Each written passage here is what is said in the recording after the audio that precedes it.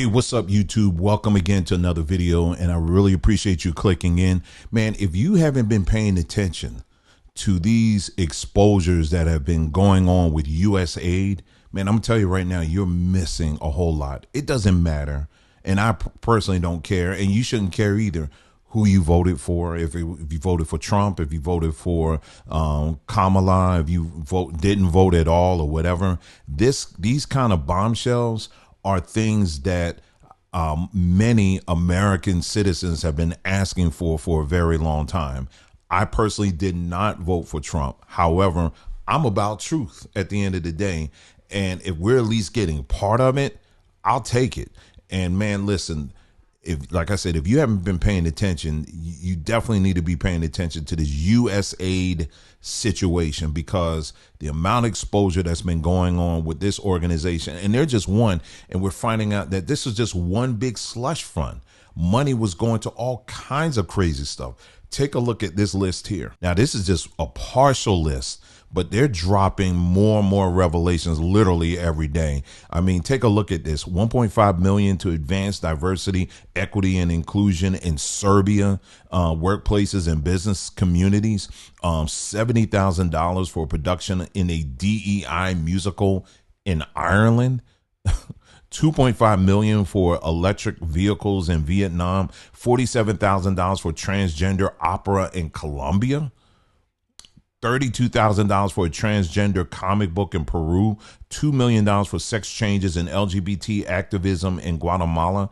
I mean, and the list goes on. I mean, isn't this something? I mean, just with the few things that we see so far, isn't it something how the United States is pushing these sex change and gender agendas all over the world with this money that's coming from USAID? I mean, that should say a lot. I mean, what the United States has been doing and up to over the years, but I think we're just really scratching the surface here.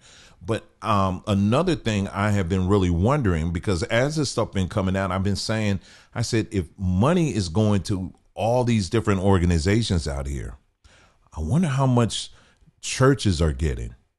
I mean, because all the time we hear about churches, they're nonprofit and they just work, the only money they work with is money that comes from the parishioners and all of that. Please, no, they get money from the government as well. Not all, but there are churches out here that do get money from the government. I mean, case in point, for example, you had churches that participated in the thing that took place about 4 years ago, the vaccine stuff. They were getting a little cut from the government for participating in that. And this is churches all across the board. But there are some denominations and some churches that have been around for some time now, and ministries that have been around for a long time that have been getting a whole lot of money. But I want to show you this other list. This was just posted on Forbes magazine. Let's take a look at that one. And I'll have all the links for you in the description below here, but check this out. This is an article that was just posted today, the 3rd. These are the top USAID recipients from religious groups to major US companies as Trump targets agency. And then you scroll down here. I'll just read just a little bit here. The USAID budget totaled $43.4 billion in fiscal year 2023, according to the Congressional Research Service, and approximately 130 countries received USAID assistance. Europe and Eurasia received 40% of the funding, $17.2 billion, since Ukraine was the top foreign recipient for USAID in fiscal year 2023. So now we know where Biden was getting all his money, dropping all his money over in Ukraine. He was getting a lot of it from USAID. Anyway, and then goes on and says USAID has distributed more than $30 billion in direct financial support to the government of Ukraine between fiscal years 2022 and 2024, according to the CRS. Anyway, let's move on to the main thing that I want to get to here. And then they have a list here. They said the top NGO USAID recipients fiscal years 2013 to 2022. Now, this isn't, so just so you get an idea, this wasn't just in 1 year. They're going all the way back to 2013 to 2022. All right. And they say Catholic Relief Services, they received $4.6 billion. And you see, this is a nonprofit. But between 2013, that's right under 10 years, they received $4.6 billion.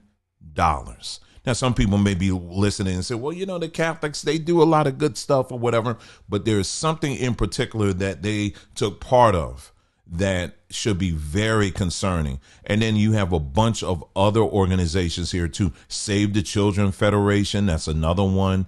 World Vision, that's another one. World Vision received $1.2 billion. So you got ministries and churches that are also on this. This is why everybody mad. Now let's stop and think for a moment here. The Catholic Church, okay?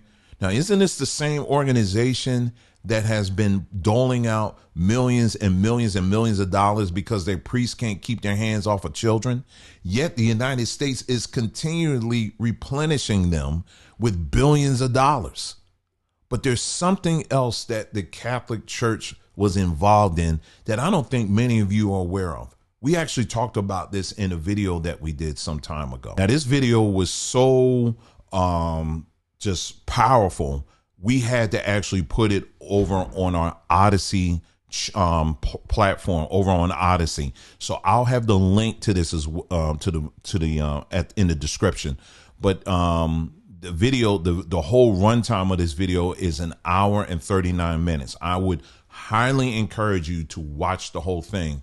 However, if you just want to get to the documentary, because there was a documentary piece in here where this documentary talks about a Catholic organization, a Catholic hospital in Harlem. All right. Let me switch back to my face here because we need to talk about this. OK, so you can get the full of what this thing is about. But like I said, again, I encourage you to watch it. This was a Catholic hospital, children's hospital. Is located in Harlem. In fact, it's still there today. And what they did it was like in the 80s. This was during the AIDS outbreak and all of that. What they were doing was that they were working together with the city of New York, and they were actually getting children through the foster care system. And they were taking children from their homes, and they were doing all together with pharmaceutical companies. They were doing a bunch of experimentation on these children. And most of those children were black children. Now, this took place in the 80s. We're not talking back to the Tuskegee experiments and all this other stuff. If you follow this platform, we have talked quite extensively of all the different experimentations that have taken place in this country on black people since the Tuskegee experiments. There's been many of them. There's a prison that was closed now, York prison in Philadelphia.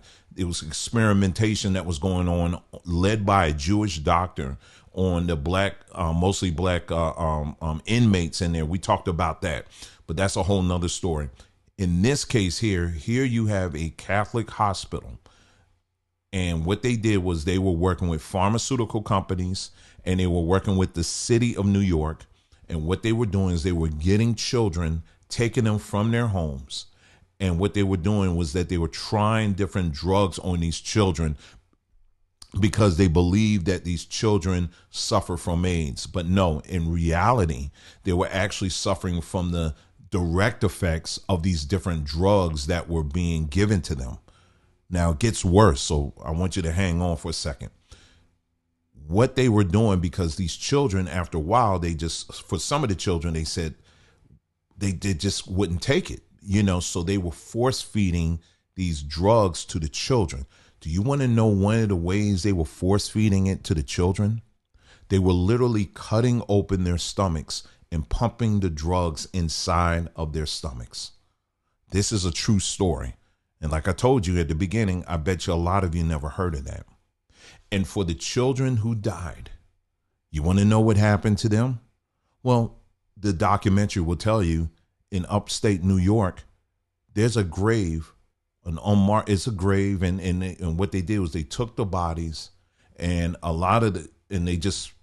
of them, they don't even know the name. They just put them in one big hole, covered it up. This is very real. So when we pump back a little bit, and when you look at why the hell is the Catholic Church receiving billions of dollars from taxpayers to fund an organization who still has not given account for what they did to those black children back during the 80s. But that's just the tip of the iceberg. There's many, many more things like that I believe that's going to come out as these things or revelations are coming out and all of that.